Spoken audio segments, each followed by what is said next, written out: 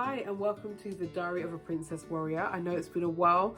I just wanted to touch base with you all. It's been a little while since we've spoken, and I just wanted to share some of the things that have been going through my mind, some of the things that I've experienced that I kind of want to share with you, and hopefully there'll be some kind of support or help or benefit to people out there. So here goes. I've written a little list today because I don't want to get off track and I don't want to waffle, so wish me luck with that. I want to talk to you about how to find yourself, how to know who you are, own who you are, and allow that to push you on and develop you in life. There are a lot of people who maybe ask that question, who are not aware of who they really are, who aren't fully aware of their the complexities of who they are as a person, and maybe even feel a bit guilty about them. And I just really want to take some time today to maybe try and unpick a little bit of that and teach you how you can become better. So the first thing I'm going to say, I've said it 100 times on here already, but counselling, therapy. Don't be ashamed of it. Don't be afraid of it. I specifically want to say to you, if you have had any kind of experiences as a child that were traumatic, that were a tragedy, that were neglect, abuse, whatever it may be, they would have impacted the way you developed as a child, very, very likely. And maybe you are still struggling as an adult to deal with the impact of that tragedy or that trauma as a child. You would really benefit from some counselling. One of the most freeing things someone said to me in counselling was, "You are like that with good reason." In other words, the way that you have developed, the way that certain personality traits or characteristics, even if it's a negative behavior, there's a reason why you would have developed that. And counselling helps you to unpick that.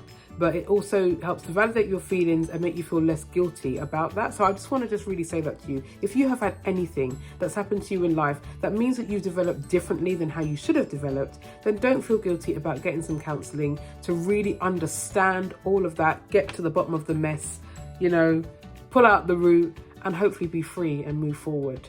The second thing I want to talk to you about is personality tests. There are so many out there. I'm not going to go into them all. I think Myers-Briggs is one of the most common ones, but find out your personality type. Find out what makes you tick, why, what your disposition is, what your moods are like, what your way of thinking is like. Find those things out, because again, that empowers you and lets you really know and recognize who you are, so that you can own it, but so that you can use it to its best ability. I'm going to try and put a link to some of the other ones in the description box. Life coaching was a fantastic way for me. And when I say life coaching, please take out of your mind the ideas of Tony Robbins and people screaming and shouting. When I had life coaching, it was quite accidental and it wasn't even called life coaching, but it was basically after quite a traumatic incident. I had a near-death experience, and I had closed a chapter of my life that was quite significant to me, and was feeling a little bit lost and not sure which way to go and what to do next. And I was advised to do something that was called debriefing, but it was a lady who was a life coach. And we developed a tagline for my life, which was amazing, which was to defend, to nurture and to inspire.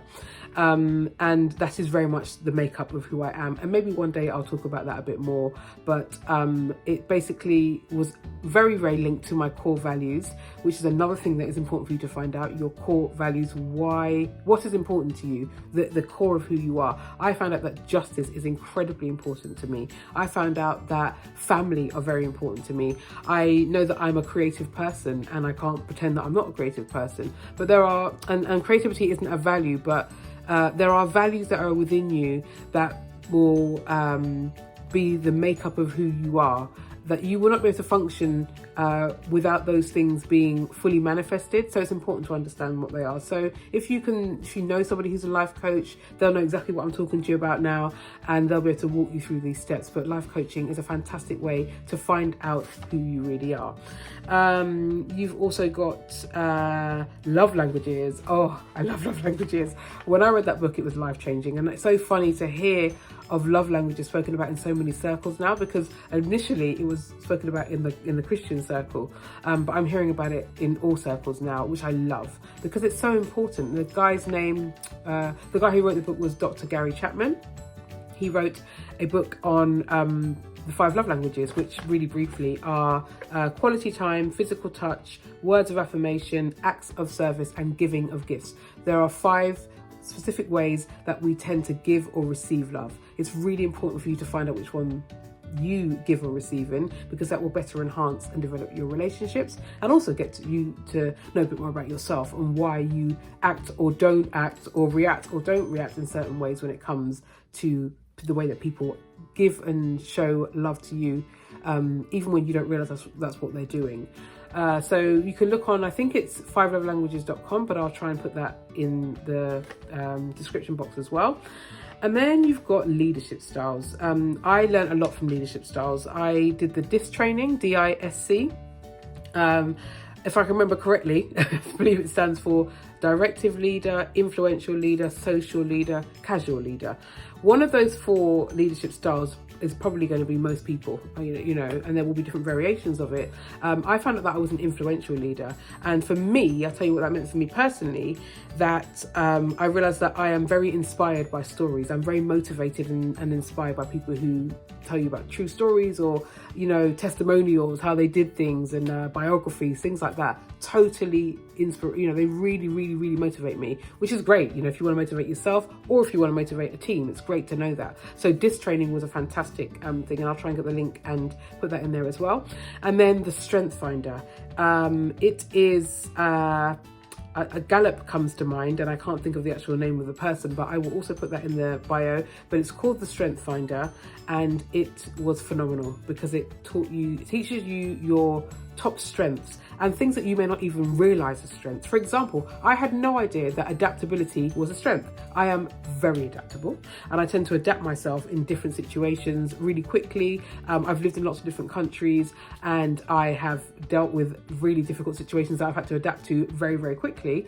And I hadn't seen that as a strength. But when I found that out, I thought, well, yeah, that's a good thing. And it's empowering. Again, I'm going to use that word empowering, because it makes you realize I'm a good person. I've got a lot of good things going for me. So it really helps to find out your personality and your leadership styles, etc.